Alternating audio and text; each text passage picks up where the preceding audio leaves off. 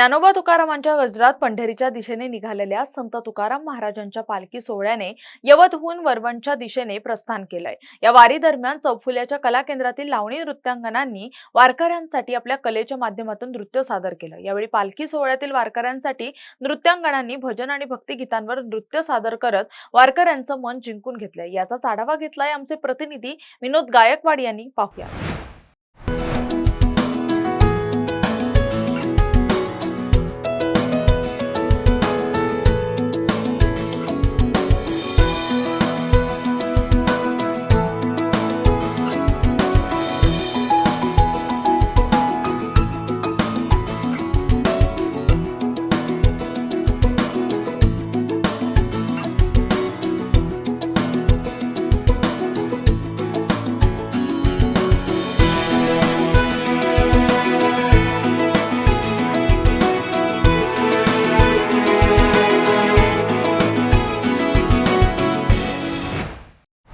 जगद्गुरु श्री संत तुकाराम महाराज पालखी सोहळा आता यवतचा मुक्काम उरकून आता वरवणच्या दिशेने खरं तर मार्गस्थ झालाय आणि याच मार्गावरील असलेल्या या चौफुल्यामधील हे जे काही न्यू अंबिका कला सांस्कृतिक कला केंद्र आहे यातील काय ज्या नृत्यांगना आहेत खरं तर वारकऱ्यांसाठी दरवर्षीप्रमाणे यंदा देखील त्यांनी या ठिकाणी नृत्य सादर केलेत। ह्या ज्या काही नृत्यांगना आहेत आपण जर पाहिलं तर हे न्यू अंबिका कला केंद्र आहे आणि यातील हे ज्या नृत्यांगना या ठिकाणी वारकऱ्यांसाठी खरं तर या ठिकाणी जे काही पायीवारी करतात या पायीवारी जात असताना इथं सांस्कृतिक कार्यक्रम खरं तर यांच्याकडनं केला जातो।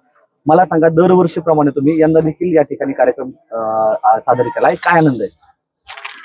विठ्ठल भक्तीचा हा वेगळाच आनंद असतो। गेल्या 32 वर्षांपासून आमचे वहिनी बाबा म्हणजे आमचे डॉक्टर अशोक बाबा जाधव आणि जयश्री अक्का जाधव यांनी जी काही परंपरा चालू ठेवली आहे त्यामुळे आम्हाला वारकऱ्यांची सेवा करण्याचे भाग्य लागतं। मग त्यामधून वारकऱ्यांची सेवा करताना ते आम्ही अभंग नृत्य सादर करत असू किंवा जेवण असू, पण त्यातून आम्हाला विठ्ठल भक्तीचा एक वेगळाच आनंद मिळतो। आम्ही तर पायीवारी करू शकत नाही, पण त्यांची सेवा केल्यानंतर आम्हाला त्यांच्या रूपाने विठ्ठल रुक्माईची भेट झाली। काय आता इथं वारकरी येत आहेत, मग मी पाहिलं की वारकरी भरपूर आनंद घेत होते। विठुरायाकडे काय यांना मागणी करा? विठुरायांकडे एवढीच मागणी करा, आमच्या सर्व कलाकारांतर्फे सगळ्यांना सुखी ठेव, पाऊस पडू दे, आमचा बळीराजा सुखी होऊ दे। काय आता त्या प्रेक्षकांसाठी एखादा अभंग म्हणताय? भक्त पुंडलिकासाठी उभा राहिला विठेवरी, भक्त पुंडलिकासाठी उभा राहिला विठेवरी, धनी मलाही दाखवाना विठुरायाची पंढरी, धनी मलाही दाखवाना विठुरायाची पंढरी। नक्कीच या ठिकाणी जर आपण पाहिलं तर पंढरपूरकडे जाता येत नसल्यामुळं खरं तर याच ठिकाणी ह्या ज्या काही नृत्यांगना आहेत हे खरं तर या ठिकाणी वारकऱ्यांची एक प्रकारे सेवा करत असतात।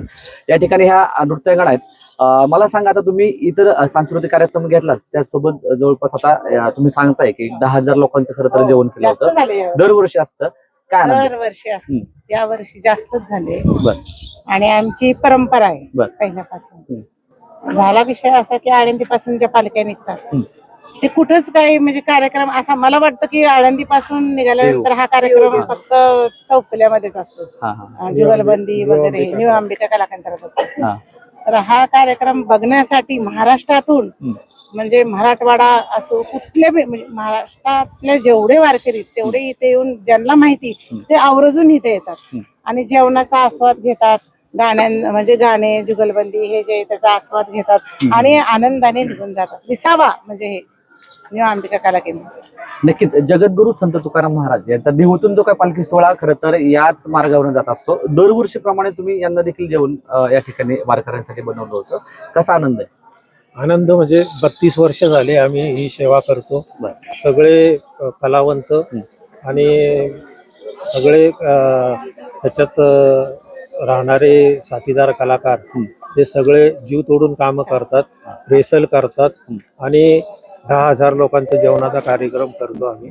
आणि कलावंतांसाठी मनोरंजनसाठी थोडासा कार्यक्रम आम्ही करतो, त्याच्यामध्ये लावणी, भक्तिगीत, वारकरी लोक आनंदात होतात, खुश होतात।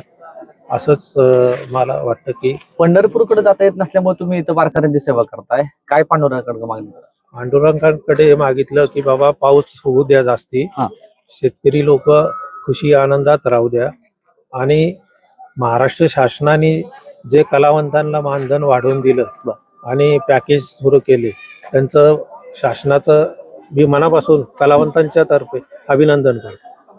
नक्कीच या ठिकाणी जर आपण पाहिलं तर पालखी सोहळ्यामध्ये जे काय वारकरी येतात या वारकऱ्यांना सेवा देण्याचा खरं तर प्रयत्न येथील दरवर्षीप्रमाणे न्यू अंबिका कला केंद्र खरं तर करत असतं. आणि आज देखील खरं तर वारकऱ्यांनी त्यांना जेवण असेल किंवा इतर सांस्कृतिक कार्यक्रम असेल या ठिकाणी त्यांनी आयोजन केलं होतं. विनोद गायकवाड, टॉप न्यूज मराठी, चौफुला.